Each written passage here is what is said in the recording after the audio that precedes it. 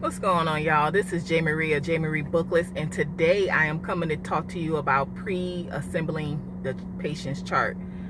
So one of the things that I do whenever we are getting the patient to the unit, I'll go ahead and pre-make the chart. So what that means is I'll get a blank sticker and I'll put the patient's last name on it. I don't put the first name and I don't put the first initial. I just put the last name on there. And then I'll put the doctor's name underneath it. And then I'll grab an allergy sticker and I'll put that on there. Now, I don't know if the patient has allergies. The patient's not there. There is a way that I can go and look and see, but I just always wait till they get there. And even if they don't have any allergies, once they get there, even if they don't have any allergies, you just put on there no known allergies or no known drug allergies or no known food allergies, things like that. So, you will always need the allergy sticker on there so that everyone is aware. And then I'll get the room number sticker and write on there what room they're going to. So that's basically it. I don't put any paperwork in there. I know a long time ago where I worked, we used to have a pre-admission packet and we would put progress notes in there and just other kind of paperwork, whatever was.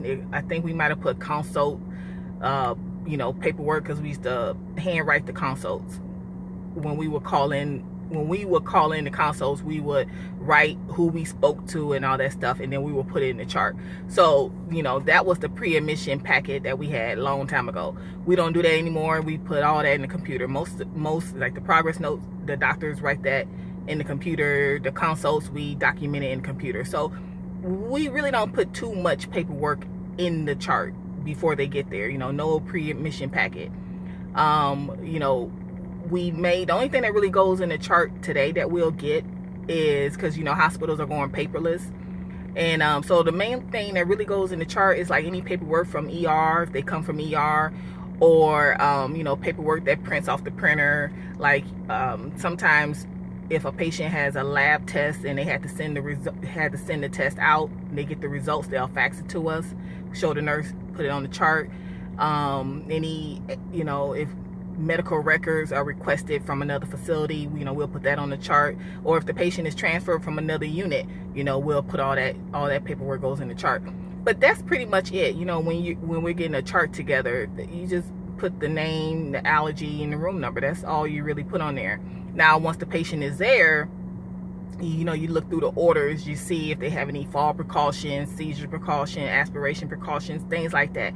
You look for things like that. If you have 2 Smiths on the floor, you need to signal so people don't grab the wrong chart. Like I said, now that is when, because I usually don't put the first name, but if we have like 2 Smiths, then I'll put maybe the first initial or the first name on one, and then the first initial, just to separate it.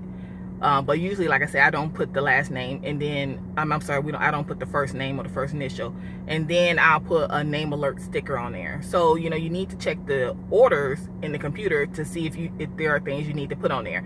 There are times people become DNRs. You need to put that on there so that if a patient were to code, like where I work at, if a patient were to code, our responsibility as the HUC is to take the chart into the room. Well, there's a DNR sticker on here, so all that code blue he doesn't need to do, because it's a do not resuscitate. We actually had that happen once. I had that happen once. The physician assistant she had went in there, spoke to the patient, spoke to the family. I think she spoke to the family. They made the patient a DNR. Okay, so then she came back to the desk and put the order in. So I saw it, and I put the sticker on there.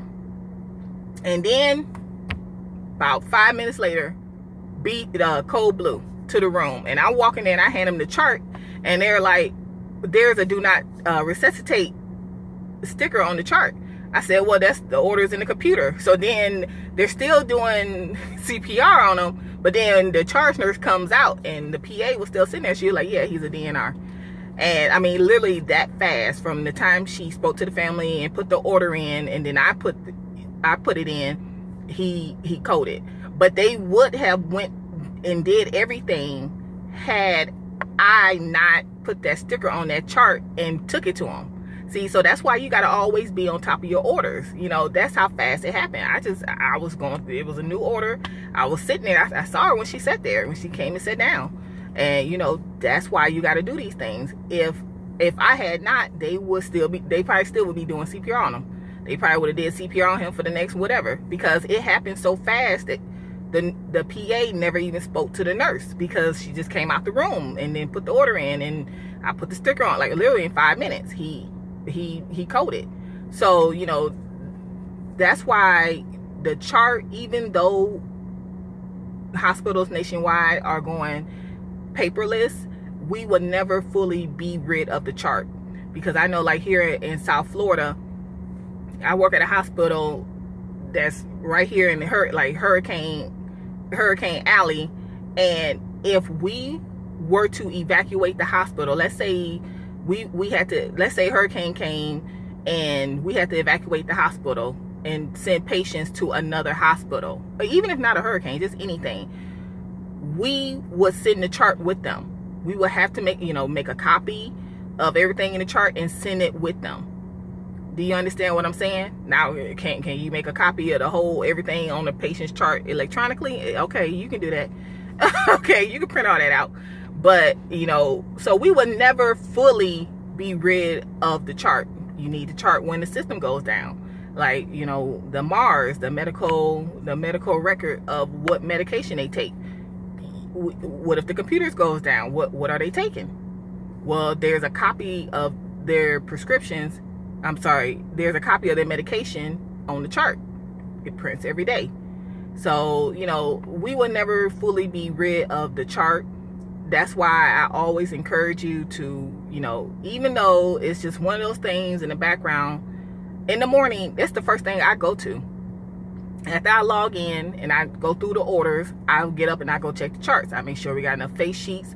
I make sure we got labels. And then I go through the chart and make sure that the wrong person is not in this chart. So if this is Mr. Smith's chart, we should not have anything with the patient named Jones in the chart. So that's what I do.